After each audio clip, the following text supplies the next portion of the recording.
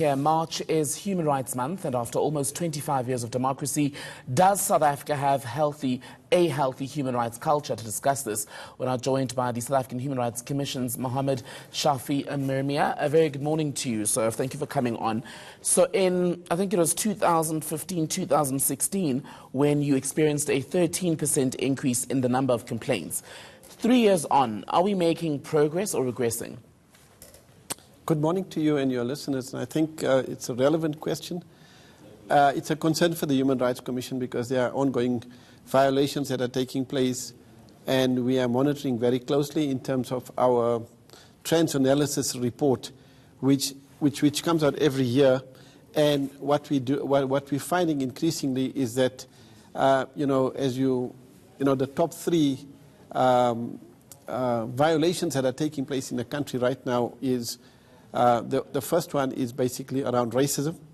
The second one is around the racism and equality, and the second one is around basic services. Those are the biggest ones at the moment and problematic for the Human Rights Commission.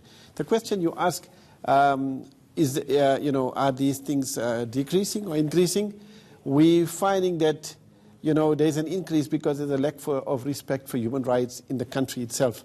And hence, we need to basically get to the bottom of it all to say that 25 years later in the democracy, when the egalitarian values of the Constitution, loads us to do better things, and we need to be human rights sensitive and friendly, we're finding the challenges are becoming greater because of the respect.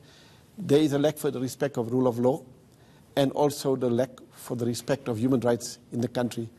And we must point out that the Bill of Rights, which is the cornerstone of democracy, is basically is fundamental to the entrenchment of human rights in this country. It's binding on all organs of state, and also on individuals as well at the horizontal level.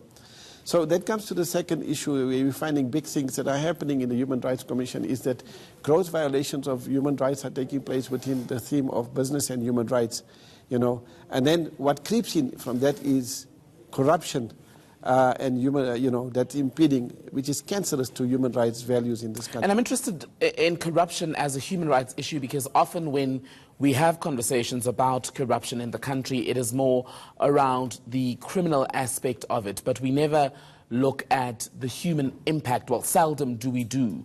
How much focus are you putting on dealing with that 25 years into our democracy?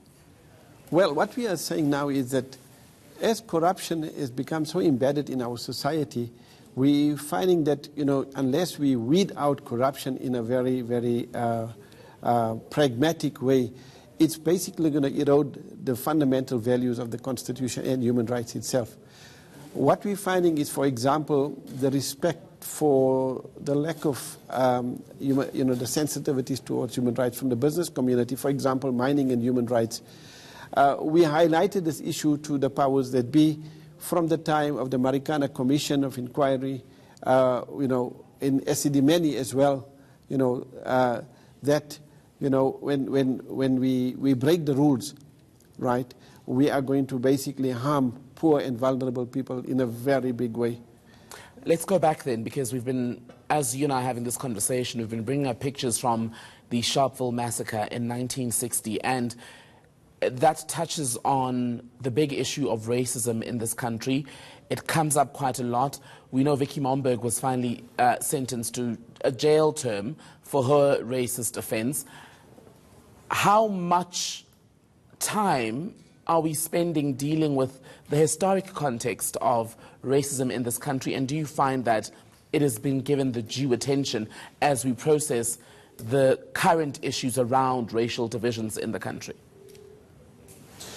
The Human Rights Commission has gone back to the drawing board on this particular matter because we are looking at, systemic issues to address the problem. One of them is to have a comprehensive embedded Bill of Rights education into the curriculum, the life orientation of the curriculum that needs to be revisited. We worked very hard with the Department of Basic Education as well as the Office of the High Commission on Human Rights, and we've put a program together which has become a world #1 where we are going to now basically start with human rights education from kindergarten right through to grade 12. We think that is important. But more important than that, the question that you're asking for us is so fundamental that we need to ask ourselves, but despite a constitution that talks about such wonderful values, right, on human rights itself, why is it that people's attitudes are still not changing the way we ought to be changing, you know? And this is a cause for, on two levels, a cause of concern for the Human Rights Commission on two levels. One is that the role of the equality courts in this regard, how effective are they? You know, we know that all magistrates' courts in this country have equality courts. The question is, in terms of our trans-analysis report, we're finding that it is ineffective per se. Now, we are worried about that. What are we saying? We are saying perhaps the equality court should become an, you know, like the small claims court that must happen after hours. Primarily because, you know, it's usually people who are the working class that are impacted by this kind of things, you know, amongst the bigger, broader society. And in that way, we think we can make a greater impact, you know. For example, we have the small claims court. It was a novel concept in this country, and 25 years later it has worked in a tremendous, remarkable way. It's an after-hours court by a practitioner, a legal practitioner with over 10 years of experience. We think perhaps we should have an equality court that's invested with those kind of powers after hours. And if people are aggrieved by the decisions of that, you can always go to the High Court to have it reviewed. No problem. Let me ask you about another big issue in the country at the moment, and that is the issue of access to land. It is both a big political and human rights issue. We know that land expropriation without compensation is looming in the country as far as the parliamentary process is concerned. How are you as a commission monitoring that process? You see, the question is broader than that. The question is, we need to understand is that what are we looking at? We're looking at unemployment, inequalities, and underdevelopment that's happening in the country. Those are the broad strokes, problematic statements. Now, the issue of the land question has always been a very vexing question since the time of Codesa, right? So how long must a society wait for land redistribution to take place in order to balance the playing fields? You know, we waited 25 years for this. For example, the Restitution of Land Act that spoke to the historical claims of people who have been robbed and denied of their dignity by having their lands taken away under the Group Areas Act and the Native Lands Act. That has not come to a conclusion yet, and that is unfortunate because a progressive piece of legislation was passed in that regard, and then it fell off somewhere along the line. Secondly, the question of willing buyer and willing seller, how long must you keep on talking to people to make them understand that, you know what, a time will come where the redistribution of land has to take place in itself.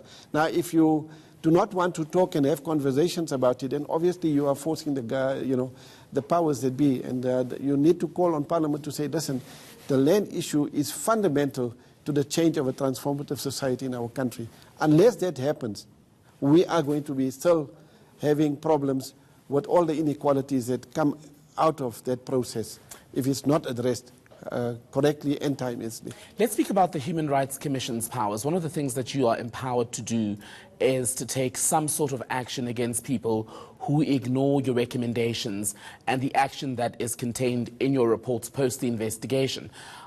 Are you finding that South Africans, be it private citizens, private entities, and indeed the government, give your reports the due respect and act on your recommendations?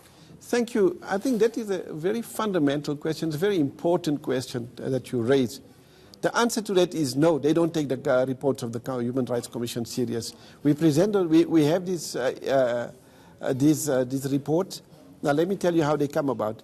You know, via the complaints handling mechanisms of the South African Human Rights Commission Act itself, where we find issues or violations that are taking place on a systemic basis, we then, instead of going case by case, we have what we call investigative hearings.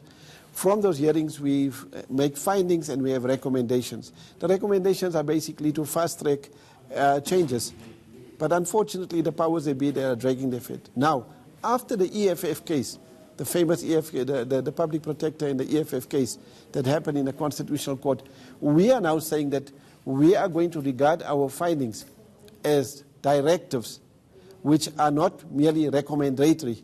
They are binding. And if the powers be do not respect the Human Rights Commission's findings and directives, we are going to take action against them within the powers that we've Very quickly, because we are running out of time, are you then seeking more power, as we've seen with another Chapter 9 institution, the Auditor General, who's now been given a bit more teeth? No, we have those powers. We have the power of subpoena in the South African Human Rights Commission.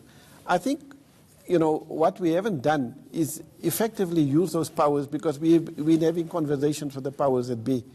Between Section 13 and Section 16 of the South African Human Rights Commission Act, we are saying that those powers, when they become binding, when people do not take us serious, then there'll be consequence management.